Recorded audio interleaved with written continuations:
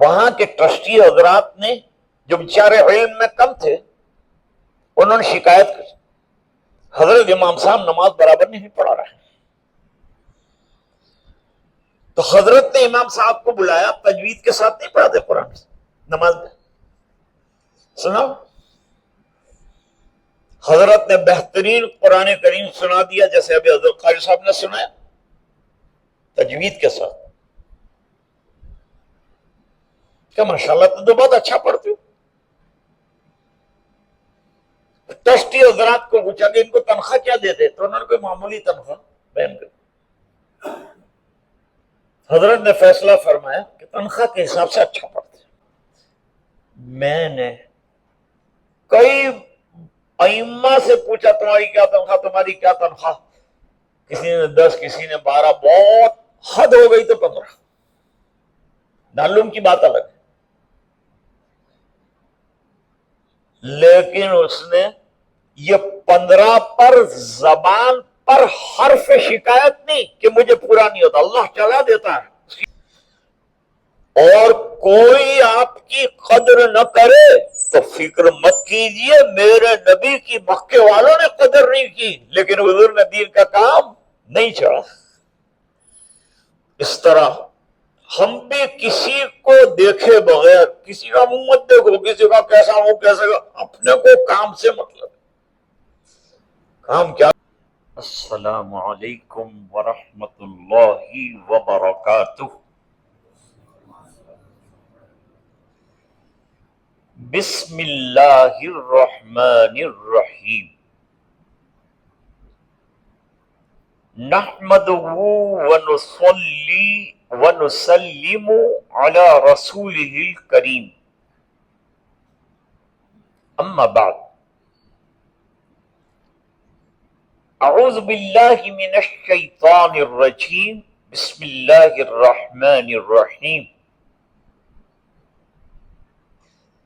وَقُلْ رَبِّ زِدْنِي عِلْمًا. صدق اللہ العظیم.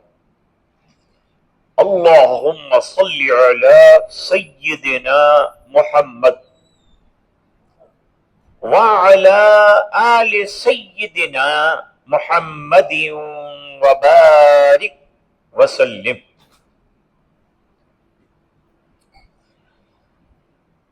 جلیل القدر علماء,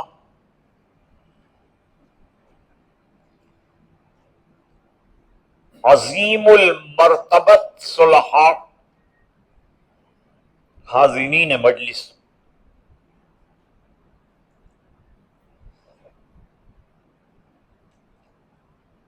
بفضلہ تعالی باوجود شدید گرمی کے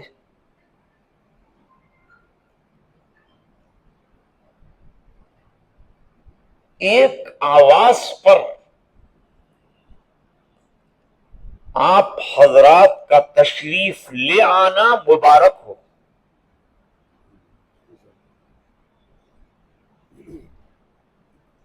اکثر علماء ہیں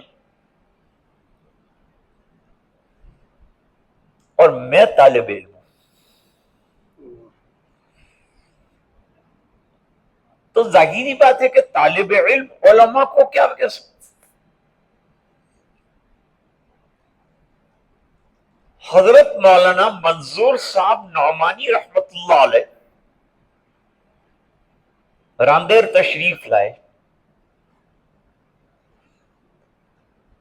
تعارف کرایا گیا ہے بافیض عالم کی حیثیت سے.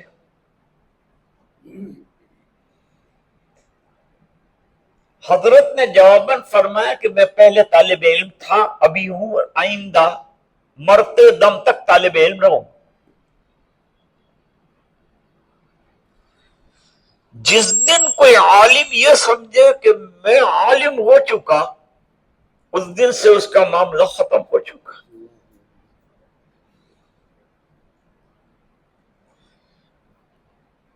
یہ میں نے جو آیت پڑھی ہے بڑی عجیب ہے, کیونکہ امام بخاری رحمت اللہ علیہ نے کتاب العلم کے شروع میں یہ آیت لکھی ہے. ذرا اس کا پس منظر اور پھر انشاءاللہ دعا. کام نہ کرتا ہو اس کو کرنے کے لیے کہا جائے گا، اور جو کرتا ہو اس کو چھیڑا نہیں جائے گا، اس کو کام کرنے دیا جائے۔ الحمدللہ یہاں جتنے حضرات ہیں اپنے اپنے علم کے فیلڈ میں، امامت ہے، افتاء ہے، وعظ ہے، تدریس ہے، مکاتب دینیہ ہے، سب میں بے فضلہ تعالی کام کر رہے ہیں۔ بس میں تو یہ کہوں گا کہ جس فیلڈ میں علم کا آپ کام کر رہے ہیں اللہ تعالیٰ اسے قبول فرمائے۔ حضرت امام بخاری رحمت اللہ علیہ نے کتاب العلم بہت بڑی لکھی، اور ان کا دستور ہے کہ جب کوئی کتاب شروع کرتے ہیں تو قرآن کریم کی آیات سے شروع کرتے ہیں، کیونکہ سب سے بڑی دلیل ایمان والوں کے لیے وہی ہے، نص قطعی ہے۔ اس میں پہلی آیت لکھی وَقُلْ رَبِّ زِدْنِي عِلْمًا، اور اس کا ترجمہ علماء کے سامنے تو کیا کیا جائے؟ یہ بات کہ اے اللہ میرے علم میں اضافہ فرما، یہ کس نے کہا؟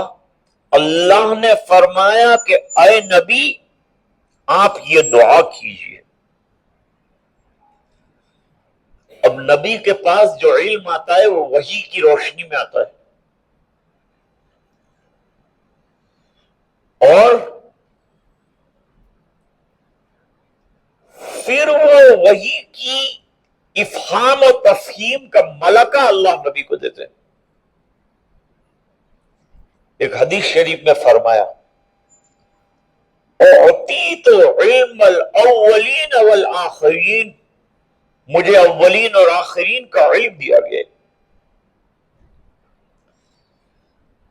اتنا بہترین نبی کے علم سے کسی کا علم بڑا نہیں، سب ان کے انڈر میں ہے، سب سے بڑا علم نبی کا۔ اس پر بھی دلائل ہیں لیکن وقت نہیں۔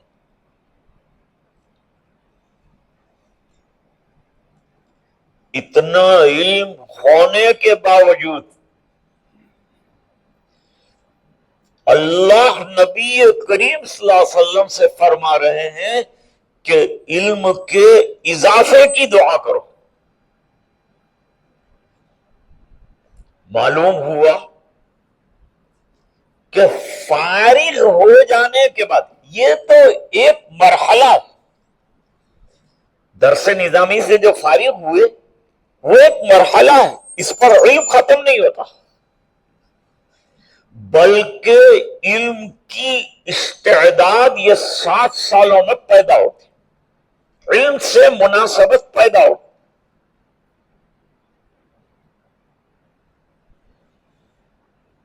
علامہ شبیر احمد عثمانی رحمت اللہ علیہ کتنے بڑے عالم ہیں، شیخ الاسلام ہیں۔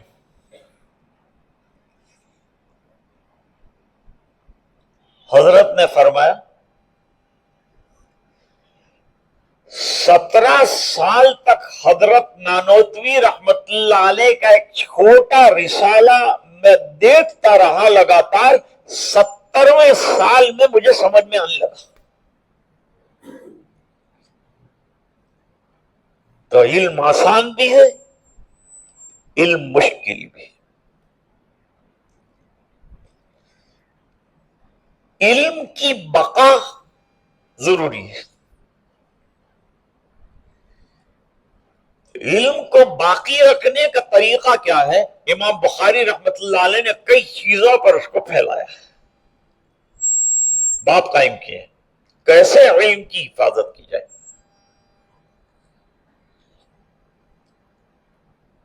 سب سے پہلا طریقہ علم پر عمل کر کے اس کی حفاظت کی جائے، جیسے صحابہ کرام کا دستور، علم آیا، سرکار سے ملا، فوراً اس کو عمل میں لیا۔ عبداللہ ابن عمر رضی اللہ تعالی عنہما نے 8 سال کے اندر سورہ بقرہ یاد کی، حالانکہ وہ بہت بڑے عربی داں تھے، چاہتے تو 1 گھنٹے میں یاد کر لیتے، 8 سال کیوں لگے؟ جواب، ہر آیت پڑھنے کے بعد اس پر پکا عمل کرتے تھے اور یقین ہو جاتا تھا کہ اب الحمدللہ یہ معمول کے مطابق عمل شروع ہو گیا تو اگلی آیت پڑھتے تھے. اس وجہ سے 8 سال لگے. اور صحابہ کرام میں کوئی سورہ بقرہ حفظ کر لے تو جشن منایا جاتا تھا، اونٹ ذبح کیے جاتے تھے اور کھانا کھلایا جاتا تھا، اس لیے سورہ بقرہ یاد کریں. علم بہت بڑی نعمت، اس کے مقابلے میں کوئی نعمت ایمان کے بعد ہیچ.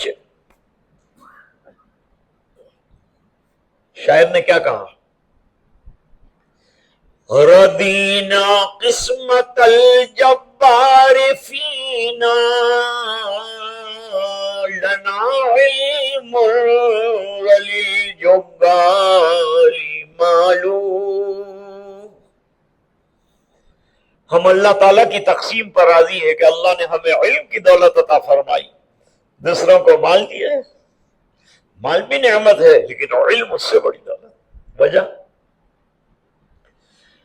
لِأَنَّ الْمَالَ يَفْنَى مِنْ قَرِيبٍ وَالْعِلْمُ بَاقٍ لَا يَزَالُ. مال ختم ہو جائے گا، علم ختم نہیں ہوگا. بزرگوں نے لکھا کہ علماء سوسائٹی کا، سماج کا دل ہے، دل. اور دل بگڑا تو پورا باڈی بگڑا، دل سنبھل گیا پورا جسم سنبھل گیا. جیسے دل کے بغیر انسان کا تصور نہیں، اس طرح کامیاب سماج کا علماء کے بغیر تصور نہیں. اس لیے علماء کو نمونے کا بننا ہے. حضرت حکیم الاسلام رحمت اللہ علیہ فرماتے تھے، اور عجیب بات فرماتے تھے کہ اگر عالم سنت چھوڑے گا تو عوام فرض چھوڑ دیں گے، اور عالم مکروہ کا ارتکاب کرے گا تو عوام حرام کا ارتکاب کرے. اب ذرا مثال سو، سب علماء ہیں، سمجھتے ہیں مسئلے کو. نبی کریم صلی اللہ علیہ وسلم نے فرمایا کہ فرائض مسجد میں پڑھو. مسجد فرض پڑھنے کی جگہ ہے، اور سنن اور نوافل گھر پہ پڑھو. حدیث اپنی جگہ بالکل درست ہے، اس میں چوں چاں کرنے کا کوئی چانس نہیں ہے.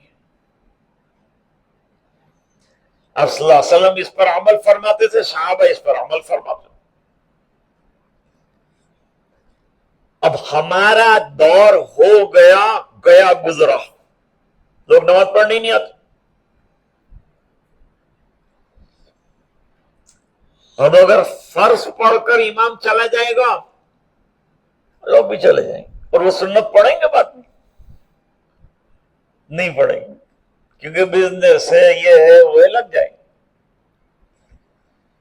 اس لیے اب مشائخ فرماتے ہیں کہ سنن مسجد میں پڑھو، تاکہ آپ کو دیکھ کر، آپ امام ہیں، آپ کو دیکھ کر عوام بھی سنتیں پڑھنے والی بن جائے.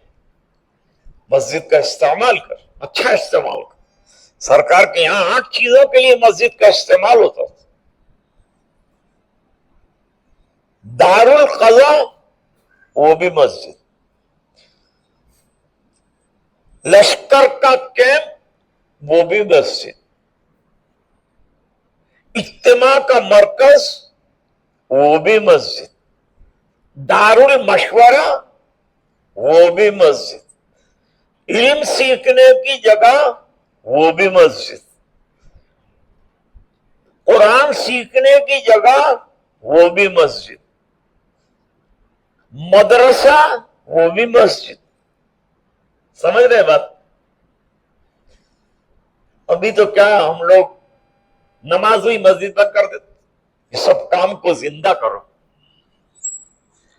ابھی ہم نے سنا، ابھی کل گزشتہ جمعیت کی میٹنگ تھی عاملہ کی، اس میں پروفیسر انصاری صاحب نے ایک بات کہی. بات یہ فرمائی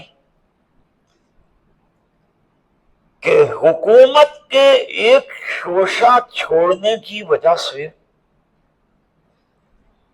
راجستھان کی سرحدی علاقوں کی مسجد اور مدرسوں کو توڑا جا رہا ہے. جب ایسے سنگین حالات ہیں تو ہمیں مسجدوں کو کس قدر آباد کرنا چاہیے.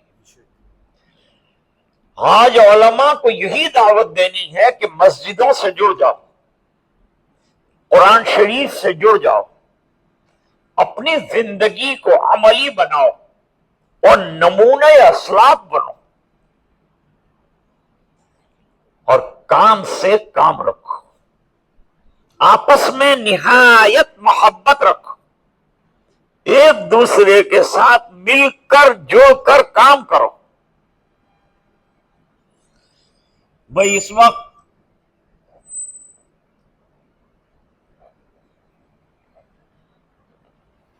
امت کی سدھار کے 3 راستے ہیں. چھوٹے بچے جو ہیں وہ تو مدرسے جائیں گے، ان کے لیے وہ جگہ ہے. مکتب جائیں گے، وہاں ہم اور علماء ان پر محنت کریں گے. مت سمجھنا کہ مکتب معمولی چیز ہے، یہ بڑی بنیادی چیز ہے. بخاری پڑھانا آسان ہے، لیکن تختی پڑھانا، الف با سمجھانا بڑا مشکل ہے، دماغ کی کڑی ہو جاتی ہے. تو جو حضرات مکتب پڑھا رہے ہیں اپنے آپ کو کم نہ سمجھیں. ہمارے بڑے بڑے مشائخ مکتب پڑھاتے تھے، بچوں کو پڑھاتے تھے، اور تصوف کے اونچے مقام پر فائز تھے. تو بچوں کی اصلاح تعلیم اور تربیت کے ذریعے سے ہوگی. نمبر 2، جو لوگ عمر رسیدہ ہیں ان کے لیے 2 طریقے ہیں. بہتر طریقہ یہ ہے کہ دعوت و تبلیغ میں چلیں اور وہاں چل پھر کر دین سیکھیں، لیکن علماء کا احترام کریں، علماء سے فائدہ اٹھائیں، علماء کی توہین جائز نہیں. حضرت جی مولانا یوسف صاحب رحمۃ اللہ علیہ فرماتے تھے کہ ایک قرآن شریف غلط لکھا گیا ہے، اس کو پڑھا نہیں جائے گا، لیکن اس کو لاتے بھی نہیں ماری جائے گی. کیوں؟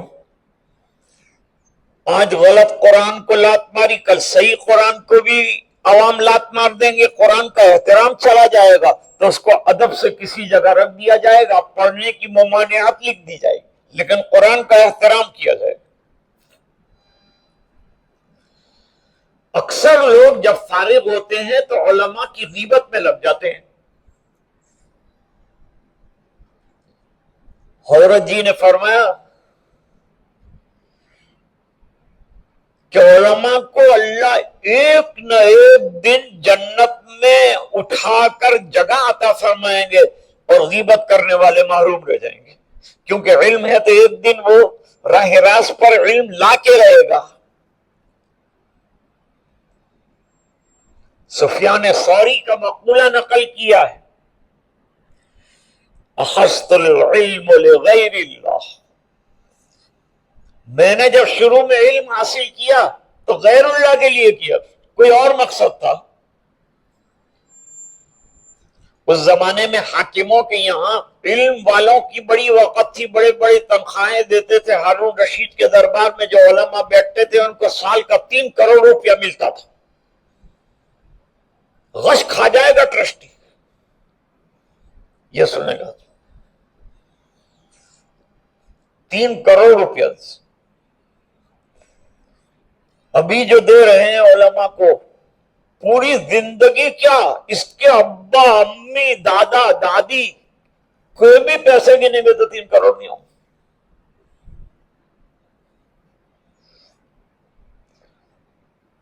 ہمارے حضرت مولانا احمد اشرف صاحب رحمۃ اللہ علیہ،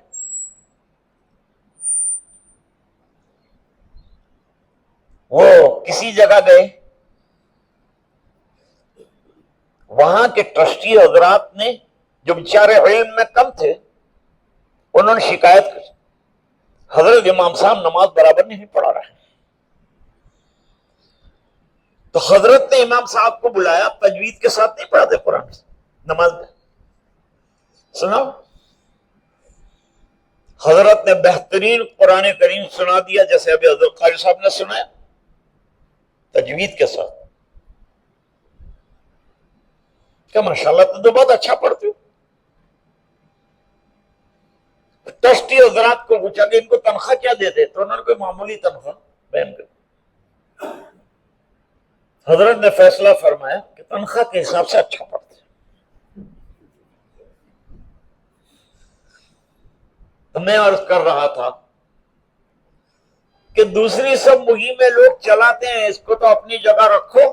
میں تو یہ کہتا ہوں علماء کو تنخواہ زیادہ دو، مؤذنین کو تنخواہ زیادہ دو۔ مدرسہ ایک کافی نہیں رہے گا، کئی مدرسے کھولنے پڑیں گے اور لوگ ڈونیشن دے کے بچوں کو مدرسے میں پڑھائیں گے۔ ابھی ہم کو مدرسے میں بچے نہیں ملے، کیوں؟ ڈاکٹر بنے گا تو مہینے کے 1.5 لاکھ، انجینئر بنے گا 1 لاکھ، وکیل بنے گا 2 لاکھ، مولوی بنے گا تو کیا ہوگا 10,000 سے اوپر نہیں جائے گا۔ کیسے چلے گا بیچارہ گھر؟ 10,000 میں گھر چلتا کیا؟ اچھا، یہ بات میں نے جو کہی مجھے کسی عالم نے نہیں کہی، لیکن اگر امام کی تنخواہ 50,000 رکھی جائے اور مؤذن کی 25,000 رکھی جائے، بتاؤ کون کام نہیں کرے گا؟ بھائی بچے ہر ایک کے ساتھ لگے، اولاد کنبہ ہمارے ساتھ بھی لگا ہے، اور فری مولوی زیادہ رہتا ہے، اولاد زیادہ رہتا ہے۔ تو ظاہری بات ہے کہ جب بال بچے زیادہ ہیں تو خرچہ بھی زیادہ ہو۔ لیکن ایک بات میں عرض کرتا ہوں، مولانا برا مت ماننا، میں نے کئی ائمہ سے پوچھا تمہاری کیا تنخواہ، تمہاری کیا تنخواہ؟ کسی نے 10، کسی نے 12، بہت حد ہو گئی تو 15۔ معلوم کی بات الگ ہے، لیکن اس نے یہ 15 پر زبان پر حرف شکایت نہیں کہ مجھے پورا نہیں ہوتا، اللہ چلا دیتا ہے، اس کی گاڑی چلتی ہے، بچے بھی پیدا ہوتے ہیں، وہ گاڑی بھی چلتی ہے، یہ گاڑی سماج کی بھی چلتی ہے، کوئی پرابلم نہیں، کیونکہ اس نے 7 سال اللہ پہ بھروسہ اور دین اللہ کا اللہ کے لیے پڑھانے کے اعتبار سے محنت کی۔ اس کو پہلے دن نیت ٹھیک کروائی، بخاری پڑھنے بیٹھا پہلے ہی دن نیت ٹھیک کروائی، انما الاعمال بالنیات، نیت ٹھیک کر لو، پیسے آتے رہے۔ علم آگے چلے گا تو پیسہ پیچھے آئے گا، پیسے کے پیچھے دوڑو گے تو علم بھاگ جائے گا۔ کسی بزرگ نے اچھی بات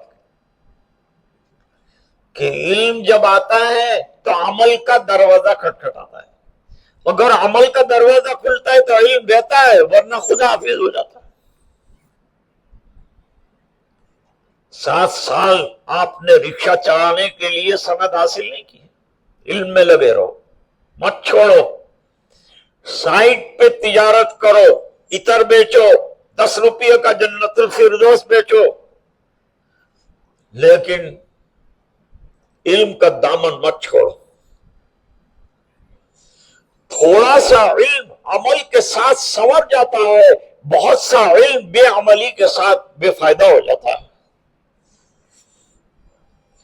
مجھے معلوم ہے بہت سے متبحر علماء کیا ان کا علم وفوق کل ذی علم علیم،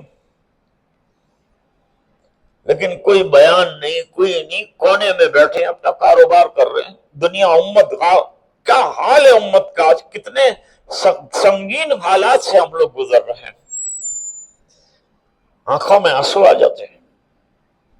میں بولتا ہوں کبھی لوگوں نے نہ کہا تم جاؤ گے اندر تو کوئی امتی آئے گا نہیں چھوڑا تو بھگتنا. اس لیے پھر محتاط ہو گئے. ہم تو ہمارے حق خالی مانگتے ہیں، حق دو. ملک کے ہم وفادار ہیں، ہم نے قربانیاں دی ہیں، اب بھی دی ہے، بعد میں بھی دیں گے. جب جب ضرورت پڑے گی، حالات آئے، کون کھڑا ہوا؟ علماء ہی کھڑے ہو. آج کون کھڑا ہے؟ جمعیت علماء کھڑی، اور الحمدللہ ہر محاذ پر کام کر رہے ہیں. کتنے معصومین کو کروڑوں روپیہ سپریم کورٹ میں دے کر ان کو چھڑایا، جن میں علماء بھی تھے. اور ابھی کتنے کیس لڑ رہی ہے جمعیت. تو بھائی کام ہو رہا ہے الحمدللہ. اس لیے زندگی کو عملی بنائیں. ہم پر کوئی داغ دھبا نہ لگے اس کی کوشش کرو. رہ گیا ٹانگیں کھینچنے والے، وہ تو کھینچتے جائیں گے، لیکن اپنے کو آگے بڑھتے ہی رہنا. کھینچی ہوئی ٹانگ کے ساتھ بھی آگے بڑھنا. یہ تو چلتا رہے گا دنیا میں. لیکن میں نے عرض کیا تھا کل ایک بیان میں، ہماری نظر اللہ کی رضا پر ہونی چاہیے، بس دوسرا کچھ نہیں. جب سے میں چلا ہوں میری منزل پہ نظر ہے، راستے میں کوئی میل کا پتھر نہیں دیکھا. تو قناعت کے ساتھ، للہیت کے ساتھ، اللہ کی رضا کے ساتھ جیسے آپ کام کرتے آئے ہیں، بڑے ہوش کے ساتھ، بڑی حکمت کے ساتھ، سماج کے جوانوں میں اور افراد میں پیار اور محبت کے ساتھ کام کیجیے. اور کوئی آپ کی قدر نہ کرے تو فکر مت کیجیے، میرے نبی کی مکے والوں نے قدر نہیں کی لیکن حضور نے دین کا کام نہیں چڑھا. اس طرح ہم بھی کسی کو دیکھے بغیر، کسی کا منہ مت دیکھو، کسی کا کیسا ہو کیسے کا، اپنے کو کام سے مطلب. کام کیا کرنا ہے یہ بزرگوں سے مشورہ کرو. تو میں کہہ رہا تھا دو چیز، نوجوان بچے مدرسے جائیں گے، بچے مکتب جائیں گے، بڑے لوگ دعوت و تبلیغ میں جائیں گے، اور علماء خانقاہ میں جائیں گے، جا کر اپنی اصلاح کروائیں گے. بھائی ہم بھی اصلاح کے محتاج ہیں. 7 سال ہم نے پڑھ لیا تو اس کا مطلب یہ نہیں کہ ہم اصلاح کے محتاج نہیں، ہم ہر وقت اصلاح کے محتاج ہیں. اور کوئی اصلاح کرے گا ہم اسے منظور کریں گے. جی ہماری غلطی ہو گئی. ہمارے حضرت مولانا تھانوی رحمت اللہ علیہ نے ایک رسالہ لکھا جس کے اندر جتنے مسائل میں حضرت کا اختلاف رہا، بعد میں رجوع نامہ اور پورا رجوع کی کتاب لکھی کہ یہاں میری غلطی رہی، یہاں میری غلطی رہی. غلطی قبول کرنے میں، توبہ کرنے میں، معافی مانگنے میں کیا جھیپ ہے. روزانہ ہم لوگ معافیاں مانگتے راستے کے اوپر. نہیں مولانا ہدایت اللہ صاحب نہیں مانتے. اب میں بتاؤں کیسے مانتے. چلتے چلتے اگر کسی کو دھکا لگ گیا، چاہے وہ اپنا ہو چاہے غیر ہو، فوراً اس کو کہتے ہیں معاف کرنا. اس کا کندھا ٹوٹا کیا؟ اس کا انگلا ٹوٹا کیا؟ اس کا ہاتھ اتر گیا کیا؟ نہیں، خالی ذرا سا دھکا لگا. تو آپ کی تہذیب کیا کہتی ہے؟ سوری پورا برطانیہ، پورا یورپ 2 لفظوں پر چلتا ہے، sorry, thank you, by by, 3 پر چلتا۔ کتنے بھی ہم نے 2 تماچے کھینچ کر کسی کو مار دیا، سوری کہہ دیا تو چلتا ہو جائے گا، وہ آپ سے کچھ نہیں پوچھے گا۔ بہت بڑا مرہم لگا دیا آپ نے، سوری کہا۔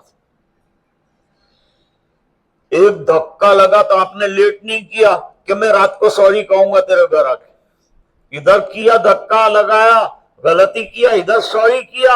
ہم گناہ پہ گناہ کرتے اور سوری کو بڑھاپے کے لیے اٹھا کے رکھتے، ہاتھ پڑھ کے آؤں گا پھر سوری کروں گا اللہ سے، بندوں سے فوراً سوری، اللہ سے توبہ نہیں۔ ارے حضور کا کوئی گناہ نہیں، اس کے باوجود یستغفر اللہ تبارک و تعالی کل حین، کسی حدیث میں فرمایا 100 مرتبہ امت کو بتایا میں مغفور و معصوم ہوں پھر توبہ کرتا ہوں، تم تو گناہ گار ہو، پھر توبہ کرنے میں کیا حرج ہے۔ سب سے پہلے جاپان میں قرآن پر بین لگا دیا، قرآن جلایا بھی انہی لوگوں نے، اور پردے پر سب سے پہلے بین لگایا جاپان والا۔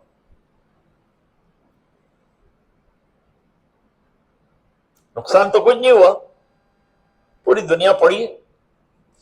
کینیڈا میں آپ برقع پہن کے چلیں کوئی آپ کو نہیں روکتا، فرانس میں روکتے ہیں، کھینچ ڈالتے ہیں، عورتیں زیادہ باہر نہیں نکلتی، اس سے یہ ہوا فائدہ۔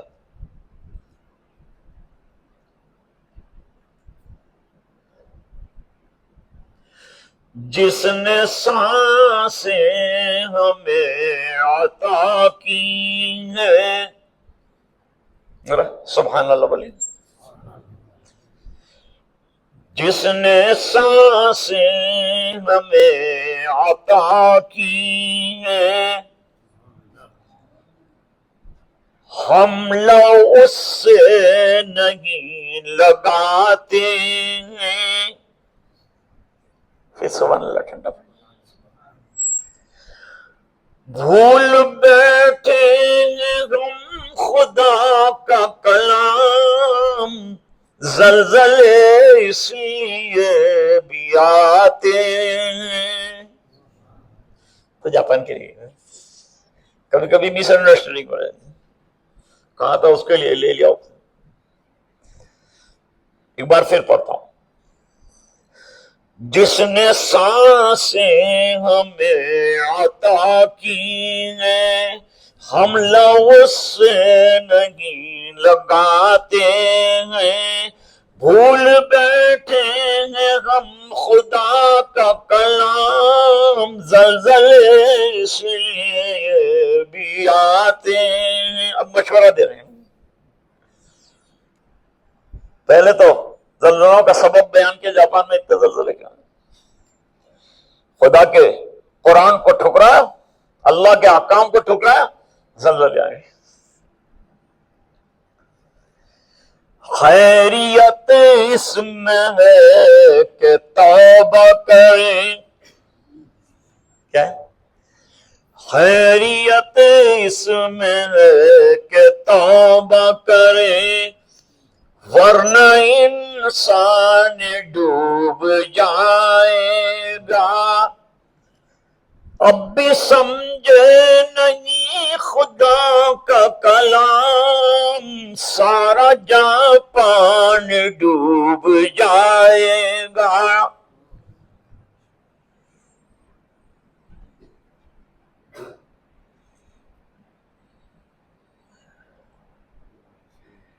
مسجدیں ختم نہیں ہوں، مت گھبراؤ، لیکن آپ کو مہم چلانی پڑے گی، مسجدوں کی بقا کے لیے ہم کو کچھ کرنا۔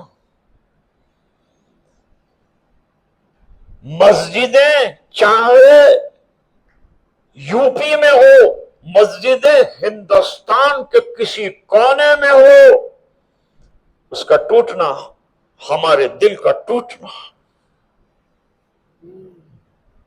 ہمیں غم، اور اس غم کا ازالہ ہم اکیلے نہیں کر سکتے، ہم کو کسی جمعیت کا سہارا لینا پڑے اور علماء کو اس میں جوڑنا پڑے گا۔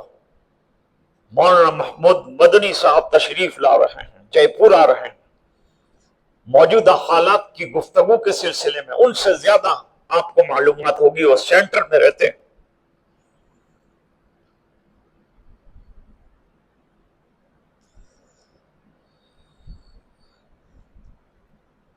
اچھی بات کہی، قرآن کریم پر اگر عمل ہو تو انشاءاللہ قرآن باقی رہے گا، کروڑوں کے سینوں میں قرآن ہے۔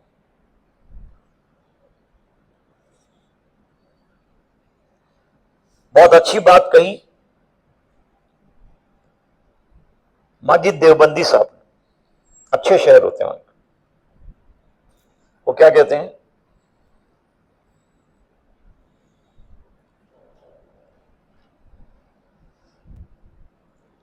دریا کو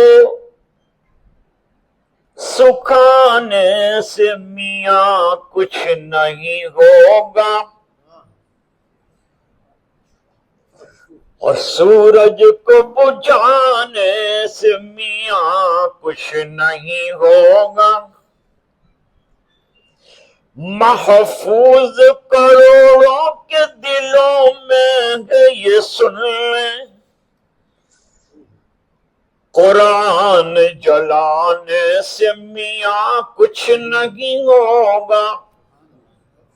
یہ تو ہمیشہ قرآن ہوتا ہے،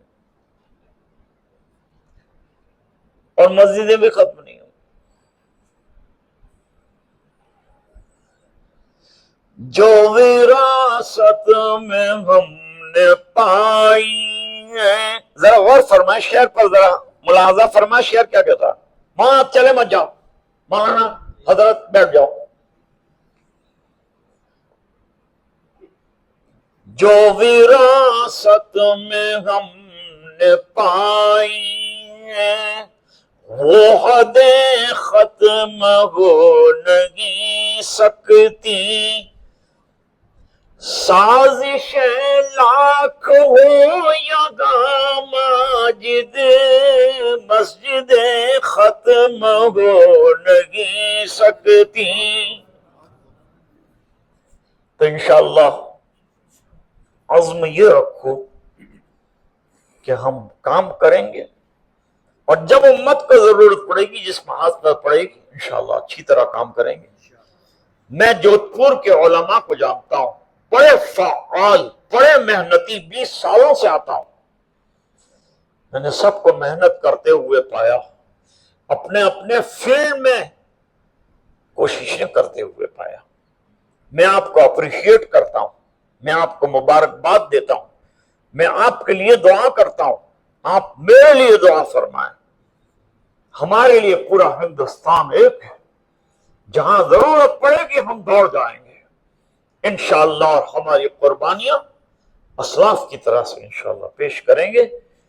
آپ کا دوپہر کے وقت میرا کسی جگہ سورت میں بیان تھا، دوپہر کو 3 بجے سخت جو ہے گرمی تھی، اناؤنسر صاحب نے کہا کہ قاضی صاحب کا بیان یہ آج کے پروگرام کی کڑی ہے۔ میں نے تقریر میں کہا کہ پروگرام کی کڑی نہیں ہے، دماغ کی کڑی ہے، لیکن بٹھایا گیا ہے تو کچھ تو بولوں، اس لیے چند باتیں معذرت اور معافی کے ساتھ آپ کے سامنے عرض کی۔ میں ایک طالب علم ہوں، اگر کوئی فیر و گزاشت ہوئی ہو تو مجھے معاف فرمائیں۔ آپ کی ملاقات ہو گئی، تھوڑی سی گفتگو دینی علمی فکری ہو گئی، حضرت مولانا ہدایت اللہ صاحب اس کے ایک ذریعہ بن گئے۔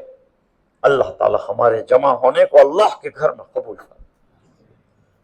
سبحان اللہ و بحمدہ، سبحان اللہ العظیم، اللہم صلی علی سیدنا محمد و بارک وسلم۔ اللہم انا نسألک علما نافعا وعملا متقبلا ورزقا واسعا وشفاء من کل داء۔ اے اللہ ہمارے گناہوں کو معاف، کوتاہیوں سے درگزر فرما۔ اللہ یہ علماء کام کر رہے ہیں، مدرسے چلا رہے ہیں، اللہ لوگ آ نہیں رہے، اللہ بچے آ نہیں رہے، ان کو جا کر منت سماجت کر کے لا رہے ہیں، امت کو تعلیم والا بنا رہے ہیں، قرآن و حدیث سے اور کتاب اللہ سے اور دین سے واقف کر رہے ہیں، اللہ ان کی محنتوں کو قبول فرما، اللہ ہمارے اسلاف کی ملک کے لیے، دیش کے لیے ہمیشہ قربانیاں رہی، یہاں کے انسانوں کے لیے خدمت رہی ہے۔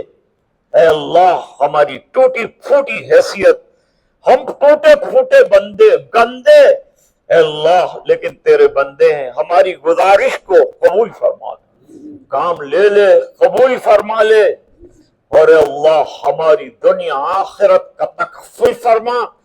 اے اللہ علمی کارناموں کو، ائمہ کو، معززین کو عزتیں عطا فرما، ائمہ کو، علماء کو، مدارس میں پڑھانے والوں کو اے اللہ طاقتیں اور حوصلے عطا فرما۔ اے اللہ پورے مجمع کی مغفرت فرما، امت کے ایک ایک فرد کی مغفرت فرما، اور اللہ یہ دعائیں اپنے فضل و کرم سے قبول فرما۔ سبحان ربک رب العزت عما یصفون، سلام علی المرسلین والحمد للہ رب العالمین۔